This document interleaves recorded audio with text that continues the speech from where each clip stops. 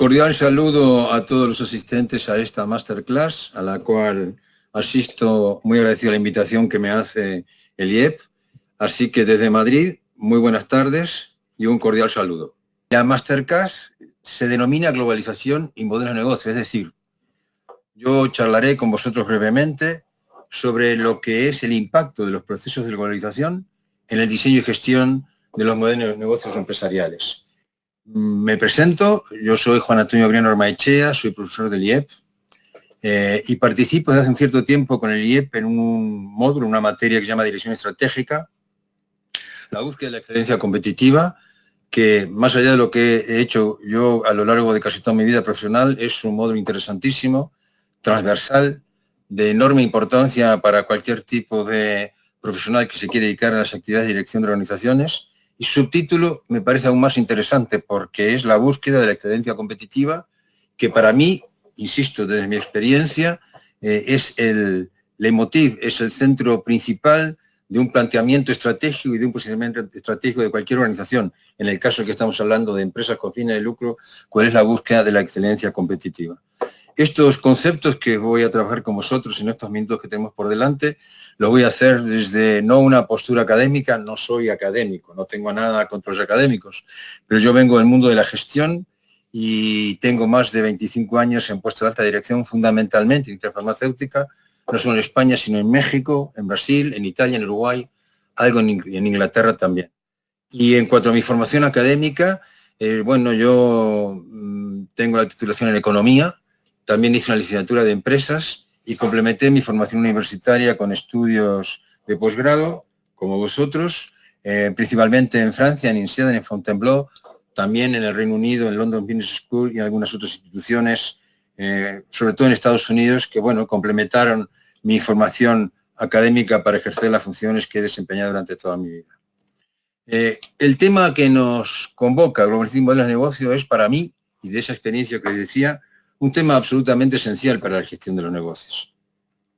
Y eso tiene que ver y hace a la relación que existe, necesaria, imprescindible, natural, diría yo casi darwiniana, entre lo que es el contexto de actuación para nosotros como profesionales o para nuestras empresas y los modelos operativos y las formas de actuar que nos planteamos. Por eso me permití colocar 3 fotografías que son, me parece, evidentes en relación a lo que quiero deciros. Y es que no es lo mismo que yo vaya a desarrollar mis actividades en un clima absolutamente desértico como el de más abajo, como altas nieves, nieves eternas o en una plácida llanura llena de flores.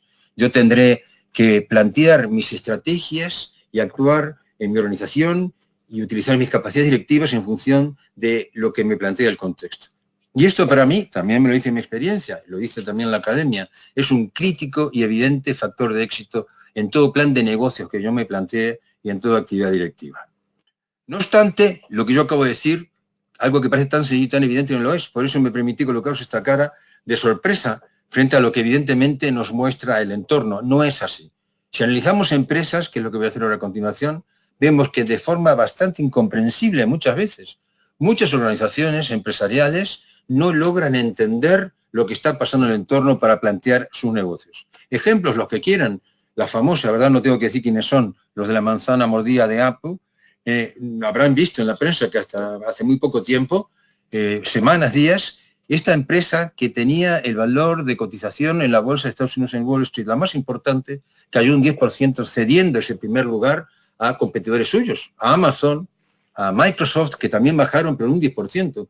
¿Cómo es que se produce un desmoronamiento tan importante, una empresa tan cotizada y tan representativa de lo que es nuestro tiempo, de esa manera? Bueno, se achaca, si estáis informados, y supongo que sí, se achaca esa caída porque el mercado pierde confianza en Apple como empresa en su dirección ante una caída tremenda en las ventas del iPhone, que es su producto de referencia, fundamentalmente en su mercado más importante, que es el chino, donde se están sintiendo, China acaba de publicar datos, el crecimiento más bajo en los últimos 10 años como consecuencia de esta incipiente guerra comercial que se está desatando en todo el mundo, iniciada por Estados Unidos. Coca-Cola, me voy al otro extremo, no es una empresa de informática, no es una empresa de tecnología, es una empresa de consumo. ¿Qué le pasa a Coca-Cola? Pues Coca-Cola, empresa interesantísima, ya volveré a mencionarla, si la observáis, en los últimos años, en muchos trimestres, ha dado pérdida Pero ¿por qué? ¿Cómo toda una Coca-Cola que representa toda una época, que forma parte de, digamos, de esos mercados de consumo que estoy mencionando, la chispa de la vida, cae? Bueno, cae porque evidentemente, más allá de lo que podréis estar pensando de los consumos de azúcares, que hoy se critican mucho desde el punto de vista científico y médico, a Coca-Cola le han salido muchísimos competidores. Y hoy, por lo menos es el caso en España, se sabe por estudios que cuando se sale por la noche, la gente más joven ya no bebe más Coca-Cola. Hay una miríada de productos alternativos para Coca-Cola y por lo tanto no se acepta Coca-Cola como la referencia en bebida refrescante. 3/4 de lo mismo McDonald's. ¿Quién no conoce McDonald's? Empresa emblemática y representativa de la fast food, de la comida rápida. Pues el mercado americano de comida rápida crece un 10% y McDonald's baja un 8 o 9%, con lo cual, de manera acumulada, es una sensible baja.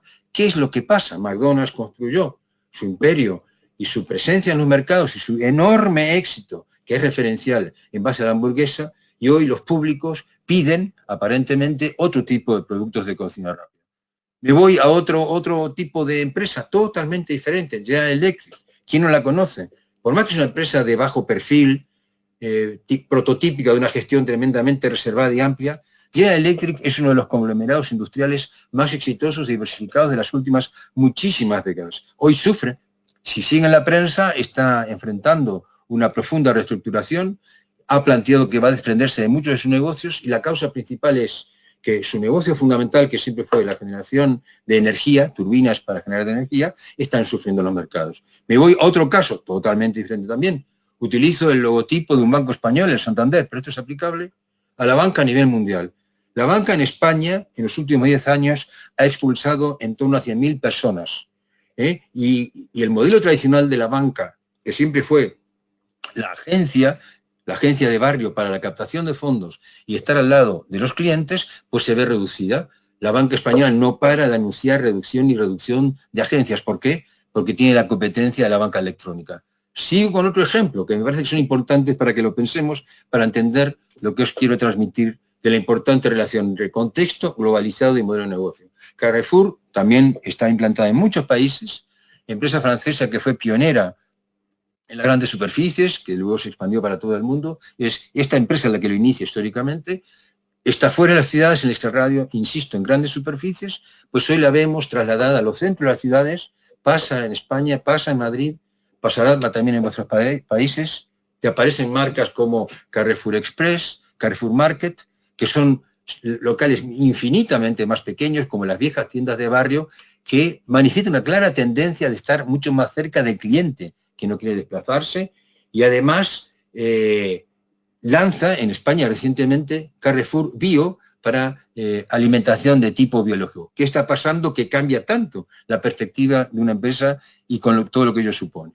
Un taxi, este es un taxi famoso, el amarillo de Nueva York, pero es aplicable a los taxis, yo creo, en todo el mundo y concretamente en España en estos momentos, en los cuales el taxi, modelo tradicional, que además es un servicio público, se ve enfrentado a la competencia terrible de Uber y Cabify, de otros también, que son vehículos con chofer que se manejan en base a plataformas.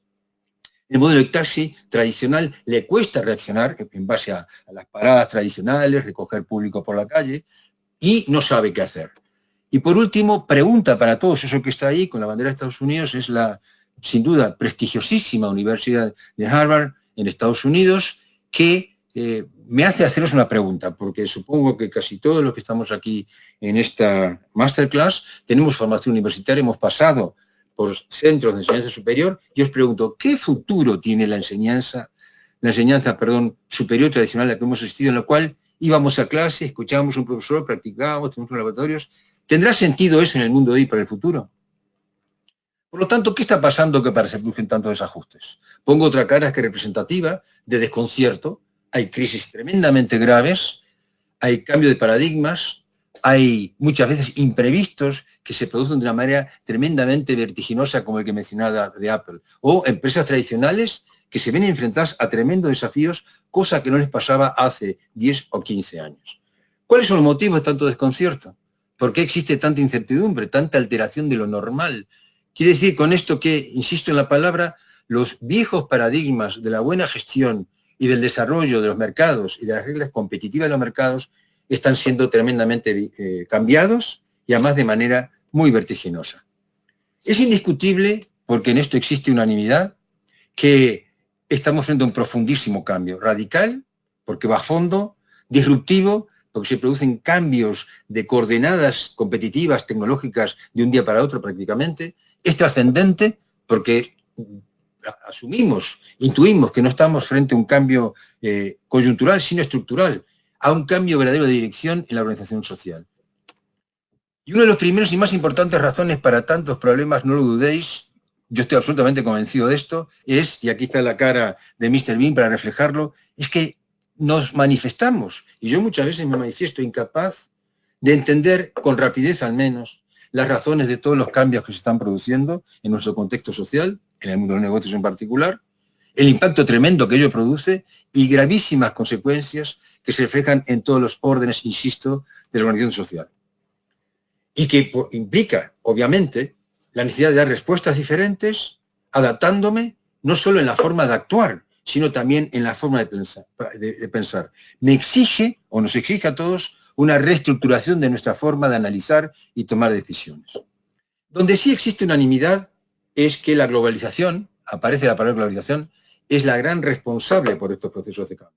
Otra cosa es que estemos de acuerdo con la definición de lo que es globalización, y otra cosa es que unos digan que está bien y otra cosa es que digan que está mal. Pero es evidente que todos coincidimos, existe unanimidad en el mundo académico, en el mundo nuestro, en el mundo de los directivos, de que los procesos de globalización son los responsables de estos tremendos procesos de cambio y grandes transformaciones que estamos viviendo. Pero tenemos claro lo que es la globalización. Tenemos un marco analítico e interpretativo adecuado para lo que es el proceso que estamos viviendo, cómo se origina, cuáles son sus causas, sus mecanismos, leo la transparencia, sus efectos, y de manera que ese marco analítico no sea meramente ideológico, que está muy bien, todos tenemos derecho a pensar lo que querramos de la globalización, si es buena, si es mala, para mi comunidad, para mi país, para mi empresa, pero eso es un tema, me permiten utilizar la palabra, de carácter más bien ideológico-filosófico. Si yo estoy llamado a tomar decisiones, tengo necesariamente que tener un marco analítico que me permita interpretar lo que está pasando. Además de eso, tendré que ser capaz, a partir de ese marco analítico, de entender qué desafíos impone al mismo modelo de negocio y a los modelos de negocio tradicionales. Este es el propósito de esta breve charla que les estoy proponiendo, porque yo todavía no había comenzado con mi masterclass. Lo que quería hacer era una pequeña introducción para resaltar que para mí el tema globalización y modelo de negocio, es decir, la relación dialéctica que tiene que existir entre las formas operativas de las empresas y de los negocios y su contexto son absolutamente esenciales. Siempre lo fueron, de los albores de la historia del comercio y de la historia de la empresa, siempre lo fueron. Mi argumento es que hoy, y esto sí lo que lo compartís, es más importante que nunca por algunas características que vamos a ver, que es importante para todo tipo de empresa independientemente de lo que haga, de su ubicación geográfica y su dimensión. Esto es válido para General Electric, que tiene decenas de miles de empleados, o para un negocio pequeño, o una empresa de 3 personas, de 5 personas o de 15, una empresa familiar o una empresa multinacional. Y, por supuesto, para todo profesional como somos nosotros. Por lo tanto, les voy a proponer una reflexión. No es nada prescriptivo. Yo no traigo aquí un mandato, porque no estamos en tiempos para muchos dogmas ni recetas milagrosas. Si todo cambia tan rápidamente, ¿estaremos en condiciones de decir a otros lo que hay que hacer? ¿O tendremos que dar pistas, que es lo que yo pretendo con vosotros, que vienen de mi propia experiencia y de mi propia reflexión, para que vosotros penséis? Por eso puse estas caras. Hay que pensar, como lo dijo Einstein, personaje que a mí siempre me cayó tremendamente científico, fue una mezcla interesantísima de científico y de filósofo. Tampoco traigo mandamientos imperiosos como el famoso sargento de la película Chaqueta Metálica, que hizo historia en el cine, ni tampoco traigo ninguna receta, ni creo que se puedan encontrar recetas, aunque sea de los chefs más renombrados a nivel mundial, para aplicar y de esa manera ser exitosos. Lo voy a hacer en mi experiencia y mi propia reflexión. Os dije que yo no soy académico, siempre tuve las manos en la masa, y lo que voy a hacer es plantearos elementos para pensar. Y al finalizar esta breve charla, que iré rápido, lo siento, no tenemos mucho tiempo, espero ser claro con lo que voy diciendo y que se me entienda, estaré encantado luego de abrir un debate y que me hagáis preguntas cuando termine esta presentación. Por lo tanto, vamos al primer paso. ¿Qué es la globalización y qué es un modelo de negocio? Pongámonos de acuerdo en las definiciones básicas para luego entrar al tema de cómo compatibilizar hoy modelo de negocio con las exigencias del contexto.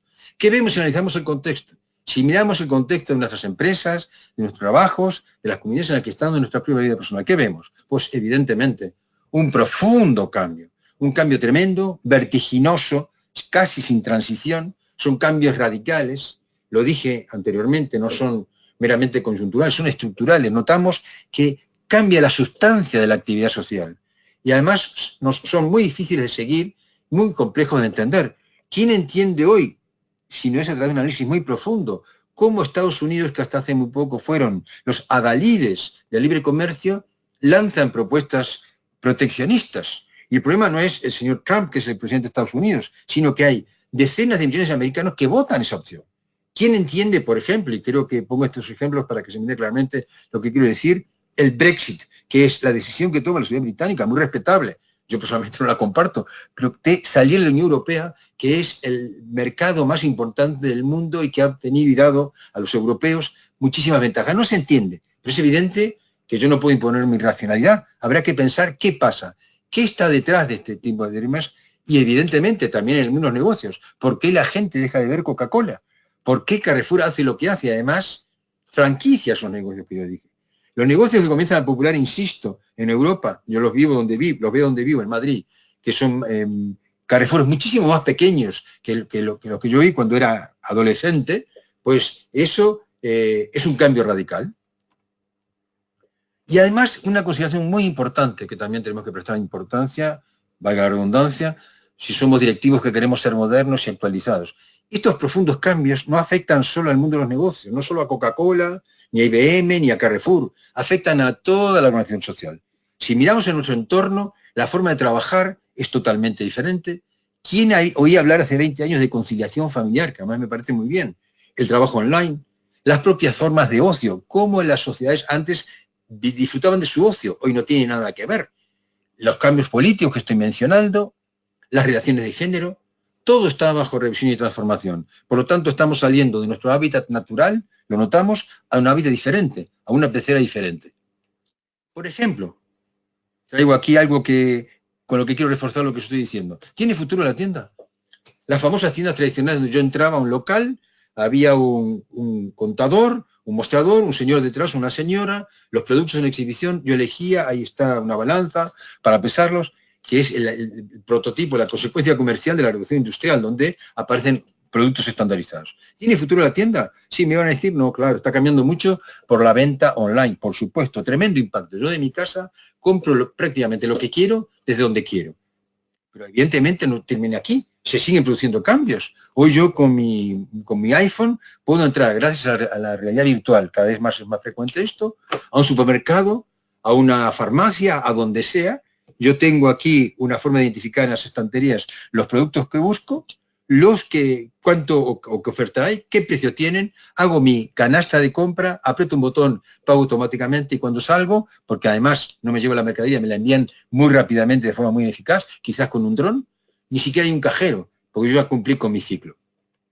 Y además no termina ahí. Si nos vamos a comprar ropa, yo no necesito más el pesado trámite que todos tenemos de me tengo que probar, me tengo que vestir para probarme, yo hoy voy, ya existe también en Madrid, perdón que pongo los ejemplos con los que yo convivo, podemos ir a una tienda y aparece un espejo inteligente con el cual yo pongo o capta a través de una app mis medidas antropomórficas y veo cómo me queda la prenda. Otro ejemplo más, muy moderno también, atascos. Tendrá futuro, iremos utilizando el coche en las ciudades. Hoy que además las ciudades se peatonalizan por mayor comodidad para el peatón. Antes, desde hace décadas, estaban orientadas al coche. El coche y el negocio automotriz, parte integrante del tremendo desarrollo industrial que hemos tenido todas nuestras sociedades en los últimos años, en la forma de vivir, ¿vale? Pero tiene futuro el coche, seguir entrando con el coche, porque una opción es el taxi, claro, que ya le mencioné, ahora le menciono de otra manera. Es una forma de compatibilizarme en mis hábitos con la peatonalización de las ciudades.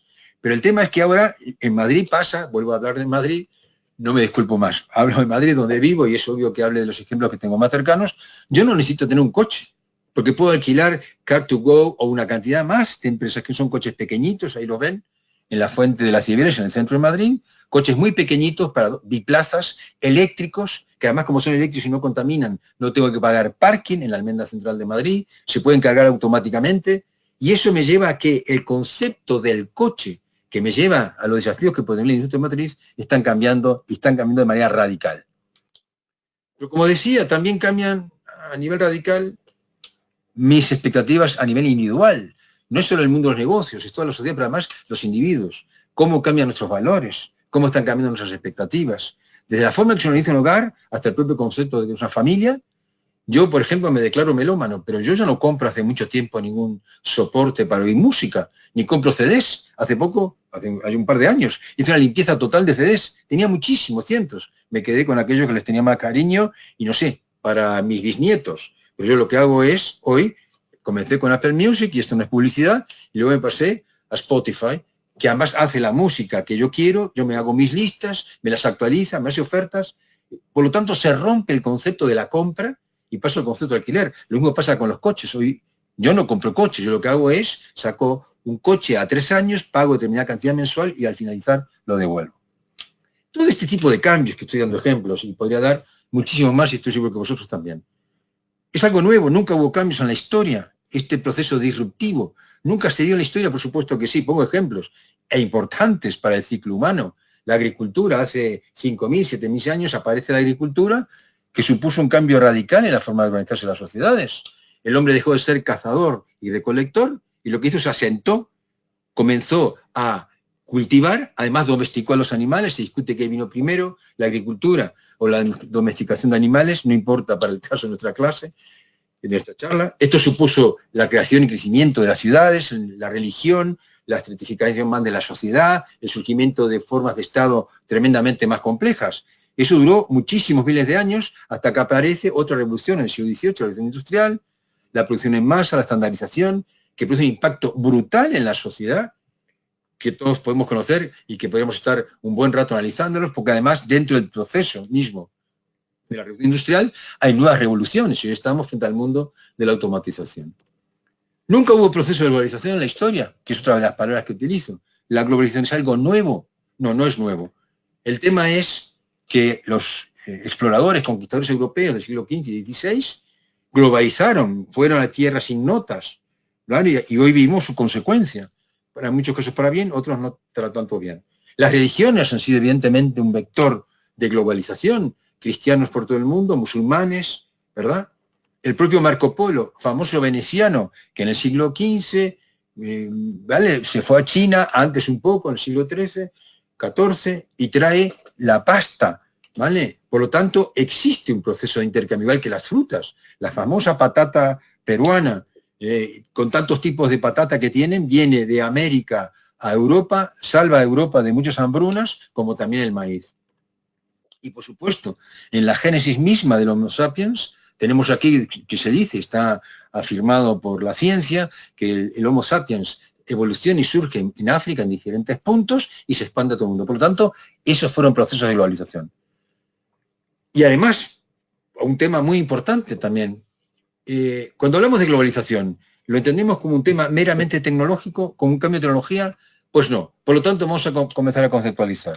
Heráclito, filósofo griego siglo V a.C., fue el primero que dijo, por eso pasó la historia, que el cambio es lo único permanente. Y que además, cuando estamos mirándonos en un agua que fluye, nunca nos miramos en la misma agua. El agua fluye, fluye. Por lo tanto, el cambio es algo inherente a la naturaleza y a las sociedades humanas. Por lo tanto, pregunto, ¿qué caracteriza el cambio actual?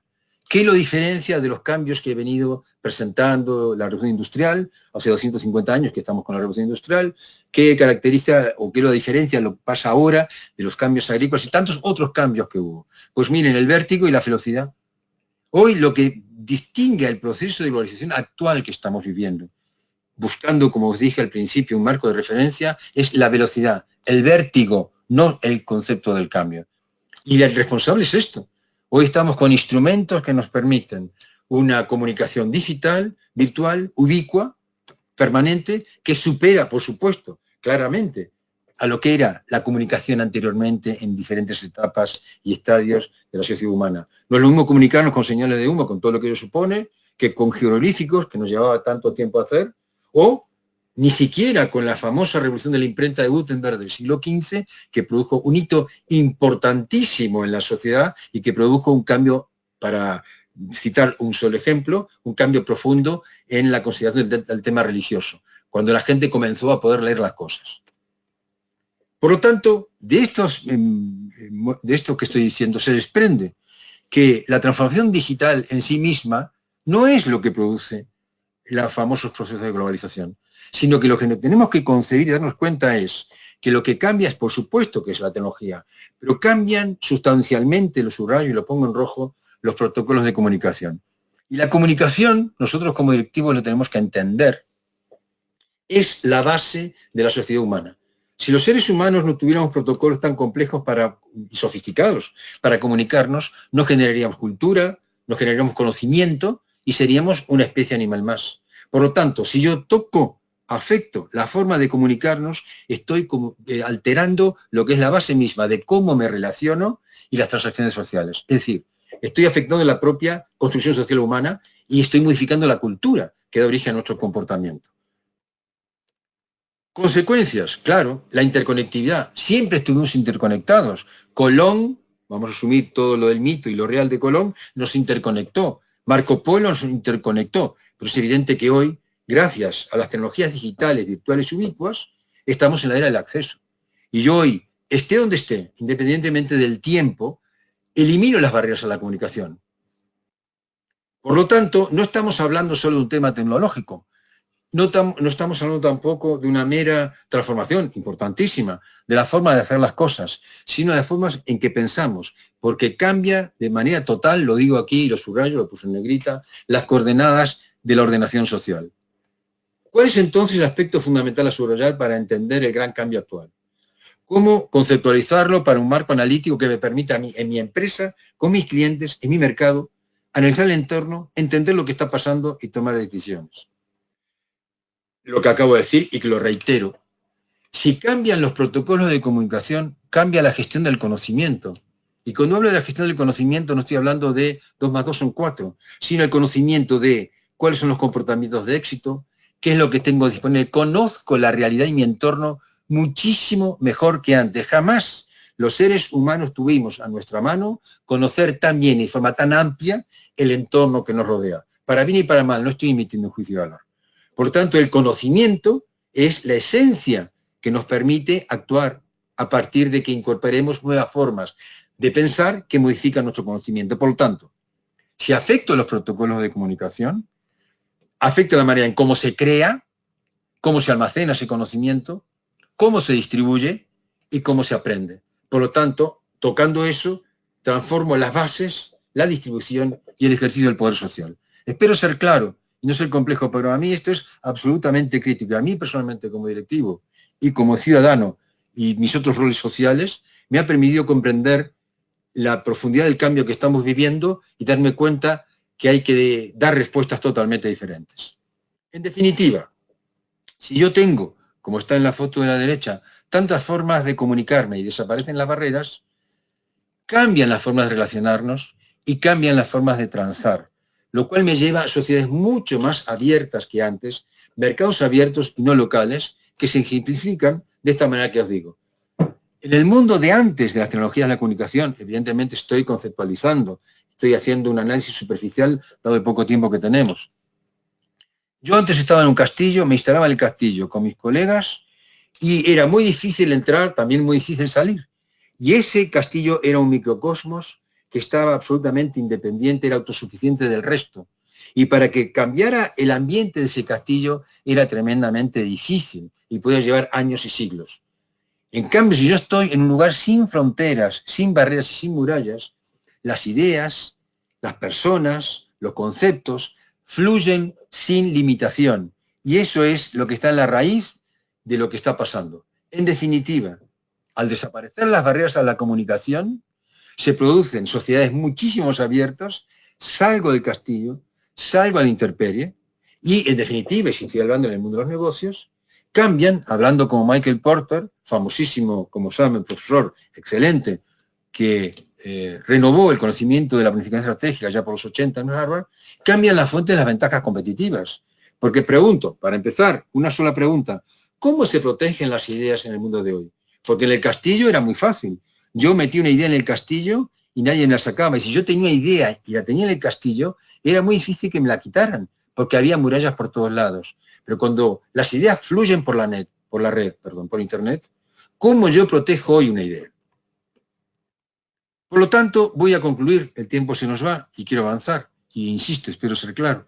¿Qué es la globalización? Y ahí tiene una definición que surge de lo que he leído, de lo que he pensado y que os propongo. La globalización no es un mero tema tecnológico. Sin duda está basado en la nueva tecnología de la comunicación. Insisto, digital, virtual y ubicua. Que esa transformación, al meterme o al darme la posibilidad de acceder con libertad, entre comillas, no soy ingenuo, pero con una enorme libertad comparada con la que teníamos hace 50 años, que voy a decir hace 100, transforma de manera intensísima, radical, las formas organizativas de cómo nos relacionamos y cómo hacemos nuestras transacciones. Os digo para que me entendáis, yo antes para comunicarme con alguien, ¿qué hacía? O enviaba una carta, o ya no envío más cartas. De manera que si yo utilizo WhatsApp para comunicarme de forma espontánea, eso tiene un tremendo impacto. Yo me organizo para comunicarme de esa manera, por eso es que los correos desaparecen de manera tradicional. O yo antes para hablar con Londres desde Madrid, tenía que hablar con una señorita que era la operadora, que la gran ventaja fue que la comunicación te la daba independientemente. Yo hablo con Londres desde Madrid en el momento que quiera, las 24 horas del día, 365 días al año. Eso implica un profundo cambio cultural, que impacta sin duda también en las transacciones sociales, por eso ponía el ejemplo de la tienda. Por lo tanto, se eliminan las barreras de la comunicación, que es una característica básica de los procesos de globalización, y favorece la creación de redes digitales. Por eso es que la banca hoy se enfrenta con un tremendo cambio de modelo, tiene que cambiarlo. Ahora definiremos lo que es modelo. La famosa banca tradicional de barrio, que yo iba con mi talonario de cheques para emitir un cheque, desaparece, porque yo me organizo de manera diferente, yo pago a nivel electrónico, sentado en mi casa o donde esté. Y por supuesto todo eso crea una nueva cultura a nivel organizacional, yo me organizo diferente para hacer eso, y relacional, me relaciono de manera diferente en todos los órdenes de mi vida. Consecuencias, bueno, cambian los valores. Se produce un proceso de lo que se llama a nivel sociológico interesantísimo, la individuación, es decir, yo con este chisme, con este teléfono, que está aquí, que aparece en la foto, yo tengo un tremendo poder que nunca jamás tuve. Y por lo tanto soy mucho más consciente de mi poder porque los protocolos de comunicación me dan ese poder. Eso me lleva a una tendencia que estoy seguro, estaremos de acuerdo, está comenzando a dominar en los mercados, que es la personalización. Yo quiero algo para mí. Y además la inmediatez. Como todo es rápido, todo es virtual, todo es urgente en el mundo de hoy. Antiguamente la gente era mucho más serena, ahora no, porque ahora tenemos todo al alcance de la mano. Si a eso le sumamos la cuarta revolución industrial, tercera, la cuarta, que tenemos encima, que no es solo la estandarización, no es solo la automatización, es la robotización, y el tremendo impacto que deparará la inteligencia artificial, que da para muchísimas charlas como estas y muchísimos estudios, y que afectará todos los órdenes de nuestra vida, desde la manera que estudiamos hasta la manera que nos tratan la salud, podemos sacar conclusiones. Y también, como gran consecuencia de la era del acceso, mercados democratizados. ¿Qué quiero decir con esto? Que yo tengo acceso y cambio mi conocimiento y mi forma de actuar y cambio mis expectativas. Piensen en ejemplos. Hoy viaja por avión, no es una pedantería, prácticamente todo el mundo. Mucha gente viaja. Antiguamente viajaban unos pocos miles privilegiados. Hoy viaja todo el mundo. Hoy la moda, que antes era para unas pocas señoras o señores, hoy se ha democratizado a través de tiendas que conocemos y que no tengo por qué mencionar. Por lo tanto, se entiende lo que quiero decir. ¿Cómo impacta todo esto en el mundo de los negocios? Pues bueno, de manera muy importante y que yo señalo algunos aspectos que quiero mencionar. El poder del cliente. En la era del acceso, el cliente tiene un poder que jamás tuvo en la historia. Yo compro, elijo, comparo, no dependo más de la tienda que tengo abajo de mi casa o enfrente en el barrio, porque yo accediendo a nivel electrónico puedo acceder a cualquier tipo de tienda. Por tanto, el cliente tiene un poder de negociación brutal. El estudio que hizo famoso por de las 5 fuerzas lo debería hoy replantear, porque el cliente tiene un centro en cuanto a la toma de las decisiones, tiene tanto poder que cambia todas las relaciones entre cliente, empresa, proveedor. Si estamos en un mundo abierto, aquello de proteger los productos desaparece. Desaparecen los monopolios. Y lo sabemos, en España y en muchos de vuestros países, si no sois españoles, había una sola compañía que ofrecía servicios telefónicos. Hoy tenemos las opciones que querramos. ¿Eso qué quiere decir? Eso quiere decir que estamos en mercados comoditizados de genéricos. Por lo tanto, si desaparece el monopolio y desaparece el privilegio de tener un solo producto, que es una dependencia para el cliente, las empresas reaccionan y pasan a centrar sus ofertas de valor no solo en el producto, sino en el servicio. Yo elijo, ante productos relativamente homogéneos, quién me da el mejor servicio. ¿Esto qué hace también en el mundo de los negocios? Deprime el poder de los proveedores. Antiguamente los proveedores ponían las reglas de juego, hoy no, lo cual se contrapone con la pérdida absoluta de fidelidad por parte de nosotros clientes. Los clientes ya no somos más fieles, buscamos nuestra mejor opción. Cambia totalmente la cadena de suministros, ya no es necesariamente local y le compro la materia prima al que me la fabrica a 3 kilómetros, sino que el mundo es de todos. La tendencia a low cost, porque evidentemente si los productos se estandarizan y vienen de todas partes, yo puedo ofrecer en condiciones tecnológicas parecidas productos de muy bajo coste, lo cual contribuye además a la muerte de la competencia local. ¿Qué quiero decir esto? No estoy diciendo que desaparezca el mercado local, lo que estoy diciendo es que el cliente, nosotros, tenemos mentalidad global. Podemos comprar en la tienda de la esquina, pero también tenemos una mentalidad de saber lo que está pasando en todo el mundo, lo cual exige una respuesta diferente por parte del proveedor local. Gran consecuencia, por supuesto, y sigo avanzando para ir ya concluyendo.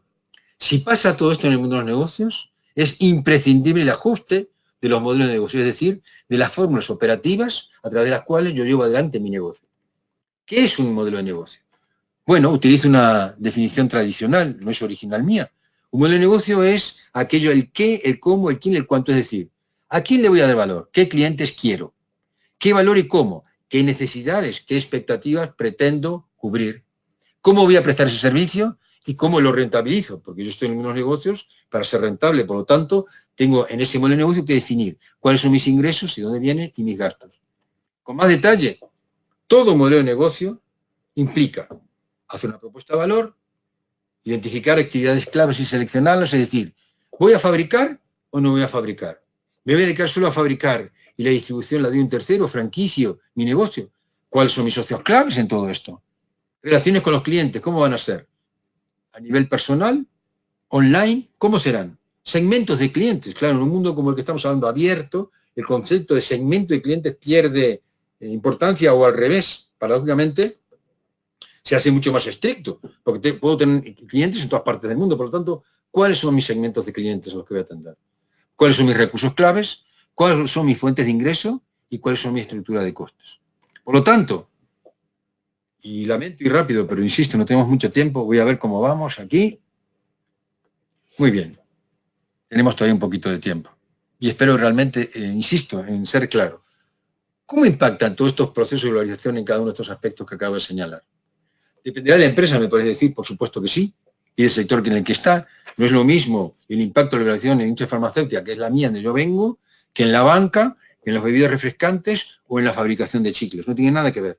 Pero sin duda, para todos estos sectores que yo acabo de mencionar y para todos, en mucho y de manera constante tenemos que tener en cuenta, para nuestro modelo de negocios, que se acabó lo estable. Estamos en un mundo absolutamente inestable. Las situaciones de equilibrio desaparecen. Por eso Coca-Cola se ve enfrentada a lo que se enfrenta. Apple en 15 días y por una sola noticia baja un 10% su capitalización. McDonald's estaba estable con su negocio, lo que pretendía ser eficaz en la venta de hamburguesa. Se acabó lo previsible, lo cual es una consideración importantísima en la que subrayo para vuestra reflexión. Estamos acostumbrados todos, como buenos occidentales, que supongo que lo somos, en nuestra forma de pensar, que ya heredamos del pasado remoto, a pensar de forma lineal, causa-efecto, causa-efecto, causa-efecto, en una forma casi cartesiana. Pues eso se acabó, porque si hay un cambio tan disruptivo, lo que viene atrás y lo que hemos vendido en los últimos años como tendencia de los últimos 3 años, no la podemos proyectar, lo cual se refleja en las figuritas que allí puse. No se trata, como lo puse en la primera transparencia, de un pescadito que salta a otra pecera. Cambiará de colegas, cambiará del agua, lo que quieran. Ahora se trata, y ahí viene la causa de la incertidumbre y la desolación y el desconcierto en muchos negocios y en nosotros mismos como directivos. Estamos saltando a un mercado totalmente nuevo. El otro día me reunía con un colega mío de la industria farmacéutica, presidente de una empresa americana muy importante en España, y le preguntaba qué tal, cómo va el tema de la industria. Y me decía, nadie sabe prácticamente lo que hacer. Era un eufemismo lo que me decía. ¿Qué quiere decir con eso?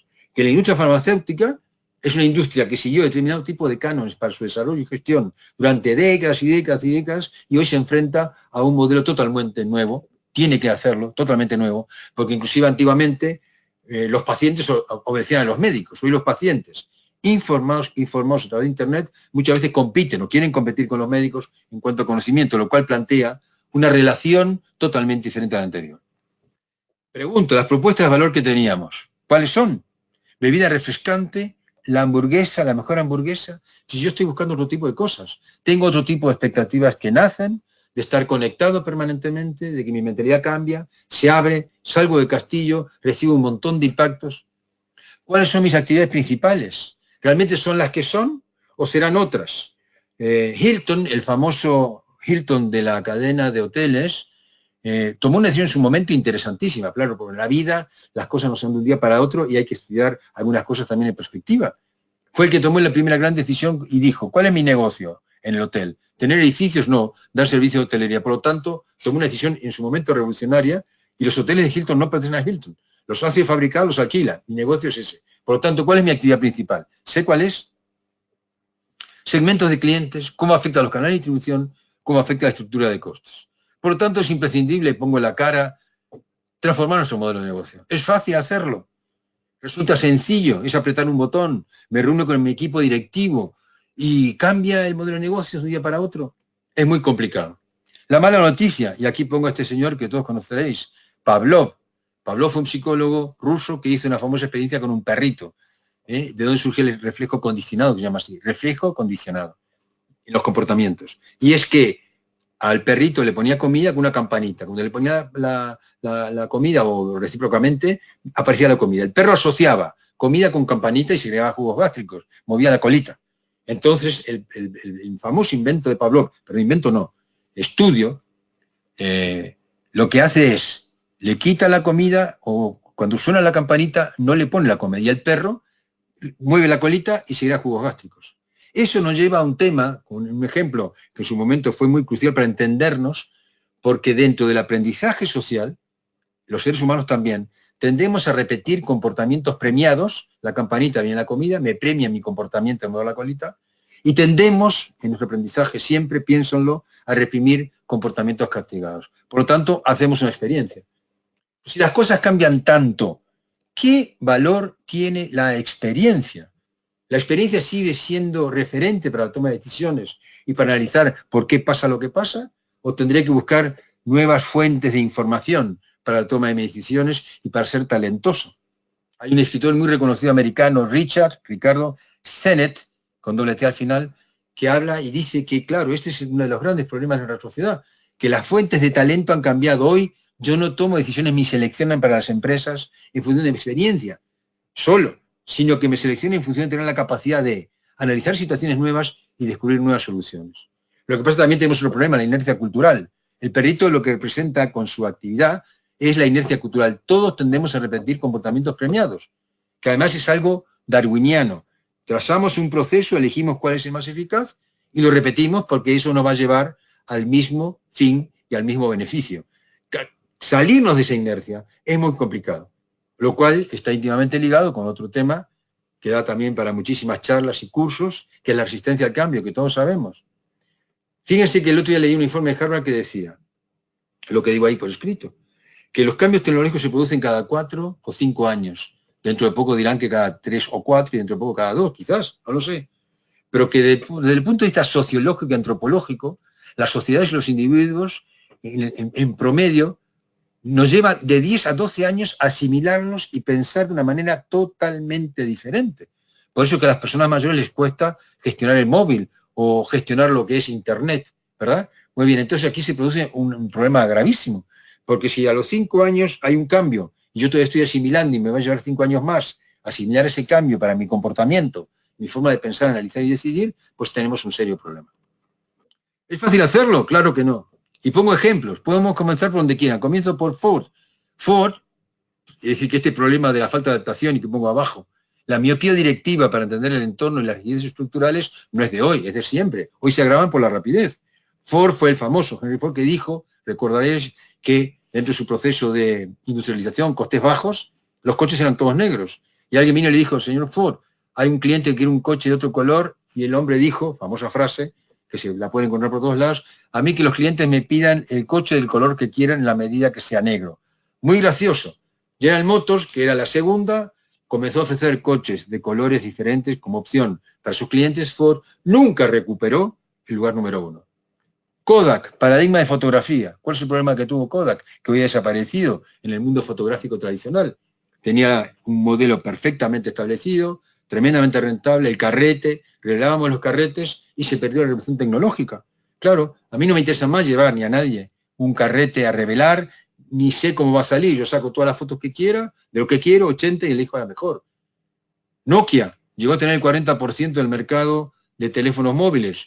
Hoy ha desaparecido ese sector, intenta volver con el famoso Lumia, no sé si lo logrará, yo creo que no, y le vendió su división, terminó vendiéndosela a Microsoft, cuando era referencia total. Nintendo, ¿quién se acuerda de las consolas? O Benetton, que rompió el mercado de la moda en su momento, los hermanos Benetton, con color y con una forma de hacer prendas mucho más eficaz, prácticamente desaparecida. La buena noticia, que hay gente que lo está haciendo y con éxito, no es todo negativo. Vamos a observarlos, vamos a poner ejemplos y yo pongo unos cuantos aquí. Starbucks, ¿quién no conoce Starbucks Coffee? Una empresa que revolucionó, comenzando por el noroeste de Estados Unidos, el mercado del café en Estados Unidos, ha impactado en todo el mundo a través de sus famosas cafeterías, el café, pero habiéndolo hecho, le han surgido competidores por todos lados, desde Nestlé, un monstruo, Nespresso, Illy italiana, la propia McDonald's Café, todo el mundo ofrece café y cafeterías. Ha cambiado el mundo de la cafetería en todos lados. ¿Qué hace Starbucks? ¿Desaparece? Porque él dice, no, mi negocio era el café, no. Miren, en mercados consumidores de té, hoy vende té e infusiones. No es el caso de España, pero es el caso de Gran Bretaña y alguna zona de Estados Unidos. Puede vender cerveza. Puedes comprar una bolsa con café Starbucks y te lo llevas y te lo haces en tu casa. Y últimamente me he enterado que para evitar las colas, sobre todo en determinados horarios, en sitios de oficina, tú si tienes una app y estás inscrito, te preparan el café y te salta la cola cuando llegas. Es decir, se revoluciona, piensa fórmulas diferentes. E inclusive habrá hecho un acuerdo con Nestlé para vender sus productos en supermercados, tremendamente importante. Coca-Cola se queda quieta porque, uy, qué lástima, las nuevas generaciones no piensan que la vida sea refrescante y que es la alegría de la vida.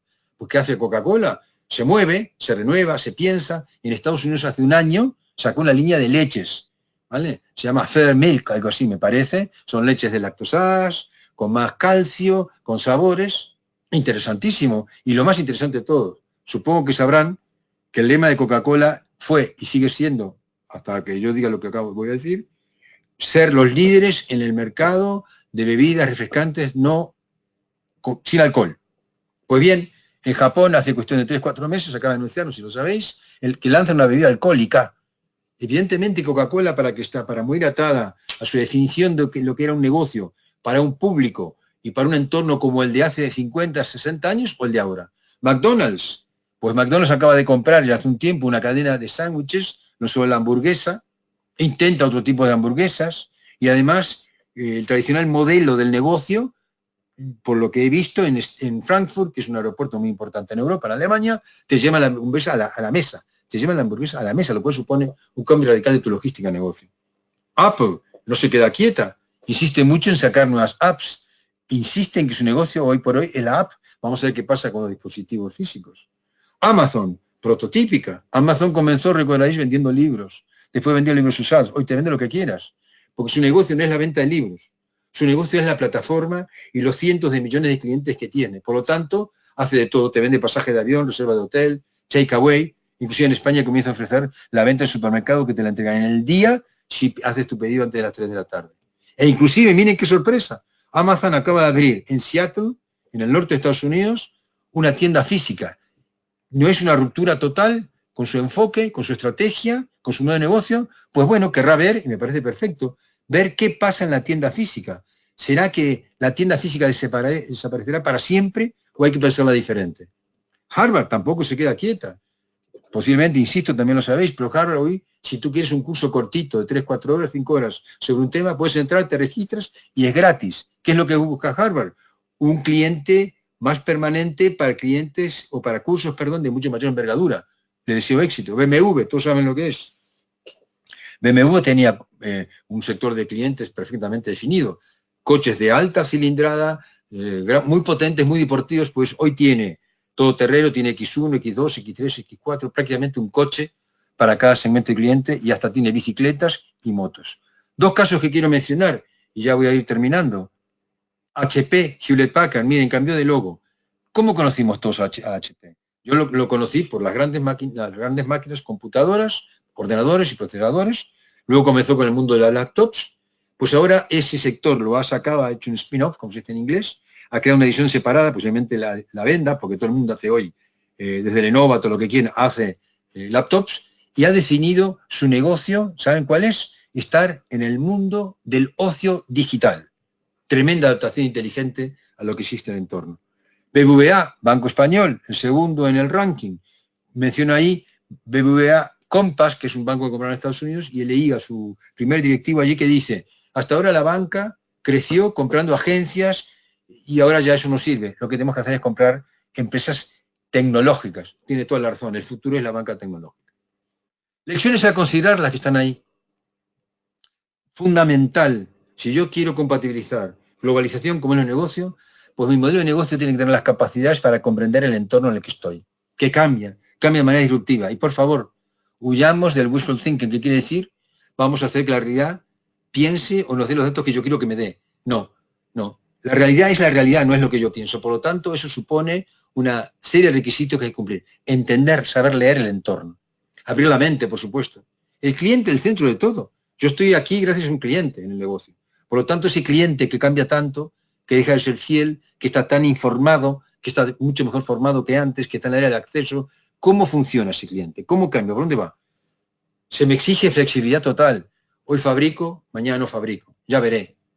Innovar en todo, no solo en tecnología y en producto, tengo que innovar en todo lo que supone mi gestión empresarial y en todas las líneas del modelo de negocio, desde la propuesta de valor hasta la forma en que yo hago mis costes. Sin duda estamos en un modo tecnológico y la gestión del Big Data es una buena noticia. No solo son todas malas noticias para las empresas, hoy tenemos las empresas, si lo programamos bien y lo pensamos bien, la forma de dotarnos de una serie de análisis de los datos impresionante. Y ahí viene la inteligencia artificial y los algoritmos que ahora se utilizan. Todo esto pasa por un tema esencial, que tengamos la capacidad a nivel individual y de nuestras organizaciones de aprender. ¿Qué quiere decir aprender? Aprender es esencial en el ser humano, aprender. Y aprender quiere decir sacar provecho de la experiencia para cambiar mi comportamiento. No es aprender a leer las cosas más rápido, que también, sino ser permeable a la experiencia que me da el estar expuesto a los mercados. Tengo que potenciar ese aprendizaje en todos los niveles de mi organización para buscar la excelencia, ser el mejor en ese mundo abierto que acabo de decir.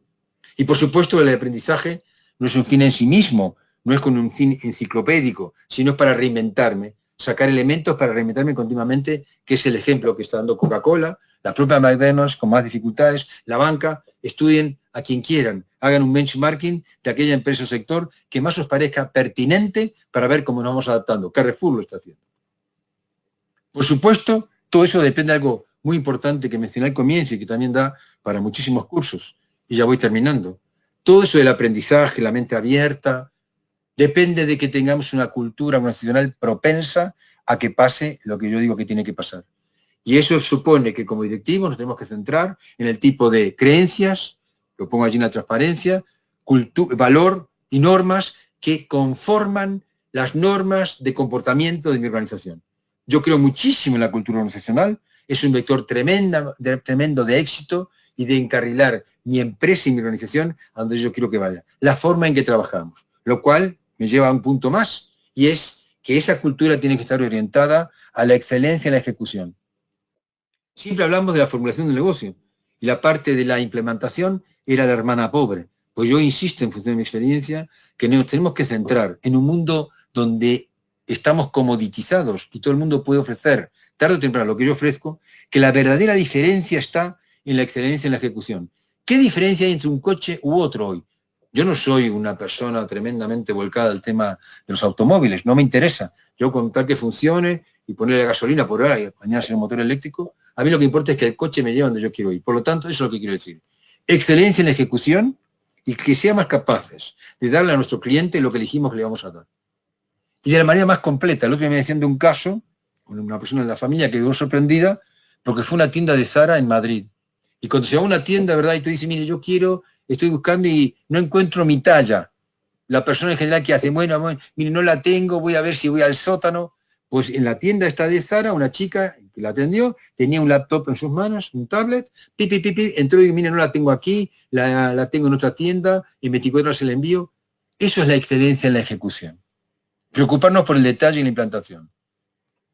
Porque la pregunta es, que es retórica, si estamos, insisto, en mercados comoditizados, de productos genéricos, ¿cómo me distingo de los competidores y cómo pongo una cierta pausa en el vértigo disruptivo constante en todo, en hacer las cosas bien? Y ya me iré adaptando. Pero para condición sine qua non, hacerlo bien. Por lo tanto, el hacer las cosas bien me lleva a que la ejecución, la implantación, se convierta en mi organización en una fuente de ventajas competitivas. ¿Y para eso qué es necesario? Pues miren, ser expertos en el fenómeno organizacional. Os recomiendo que para diseñar modelos apropiados para enfrentarnos a un mundo globalizado y disruptivo, que tanto preocupa por la incertidumbre que crea, que comparto, pues tenemos que ser expertos en cómo organizarnos. Y para eso hay que entender qué es una organización, qué capacidades necesito para gestionar bien una organización de hoy, no la de ayer. Porque a mí me pasó, cuando yo estudié organización, me enseñaron la organización fabril, porque la organización se entendía como la fábrica, y toda buena oficina tenía que organizarse como una fábrica. Entraba algo, se procesaba en un black box, que se decía y salía algo. Eso ya no existe. Hoy tenemos que dominar los aspectos de lo que es el fenómeno organizacional, organizar personas. Por ejemplo, hay cambios en el concepto de trabajo. ¿Es lo mismo el trabajo online que el trabajo presencial? ¿Qué habilidades se necesitan hoy en un mundo como el de hoy? Que nos hará ir a buscar el talento donde esté, en Japón, en la India, en Colombia, en Barcelona, en San Sebastián, en Roma, en Nápoles. Por lo tanto, las organizaciones tienen que responder, para ser eficaces y eficientes, también a las exigencias del contexto. Por ejemplo, el liderazgo en el mundo 2.0, 3.0, 4.0, lo que queráis. Yo puedo ser un líder tradicional de un equipo, pero hoy generalmente muchos jefes no tienen equipo. Y si tienen equipo, lo tienen desplegado por el mundo. Por lo tanto, las exigencias para ser un buen líder son las mismas. Por lo tanto, insisto y subrayo, expertos en lo que es la organización. Por lo tanto, dos lecciones grandes a considerar. Focus total en el cliente, siempre se dijo, pero ahora más que nunca. Un cliente que cambia todos los días. Pensad en vosotros mismos, en cómo encaráis las relaciones y las transacciones. Focus en la organización de las tareas para crear valor, ¿vale? En un contexto inestable como el que acabo de decir. Por lo tanto, comienzo a resumir y termino. Espero no haberme extendido demasiado de mi tiempo. La globalización no es un mero tema tecnológico. Es una profundísima transformación del ciclo civilizatorio que nos ha dado muchos días hasta ahora y nos la seguirá dando aún de forma más rápida. No confundir tecnología con globalización. Sin duda, no tendríamos la globalización de hoy rápida si no tuviéramos las tecnologías de hoy. 2. Esto exige un total replanteamiento de los modelos de negocio. Desde las propuestas de valor a clientes cuyas expectativas están sometidas a un cambio constante, pensad en vosotros mismos, hasta la cadena de suministros y las actividades que deben ser consideradas principales. Lo que hoy es cierto, mañana puede no serlo. Sigan a Coca-Cola, que es un cambio radical. Quiero ser líder en el mercado de productos de bebidas refrescantes, no alcohólicas, y lanza un producto, evidentemente, como un test en Japón, que no es uno de sus mercados principales. Lo hace con inteligencia. Es una empresa muy interesante de seguir. Pregunta, si tengo que lograr un equilibrio, ecuacionar características del contexto, mi modelo de negocio, pues tengo que tener capacidades determinadas. ¿Son las de antes? Yo digo tranquilamente, no. Muy diferentes a los paradigmas que antes teníamos. ¿Cómo yo controlo la incertidumbre? ¿Cómo yo hoy controlo? Bueno, me están diciendo que tengo que terminar y ya termino. ¿Cómo controlo la ambigüedad que existe? Bueno, tendré que desarrollar nuevas capacidades. Pero fundamentalmente os dejo el mensaje. Dos propiedades, las más importantes, para hoy conciliar contexto globalizado y modelo de negocio, lectura del entorno y excelencia en la ejecución. Así que muchísimas gracias, espero haber sido interesante. Es un tema que me apasiona, me parece un tema imprescindible para el mundo directivo de hoy y con mucho gusto estoy dispuesto a contestar preguntas y a solucionar alguna duda si es posible y si las tenéis. Muchas gracias.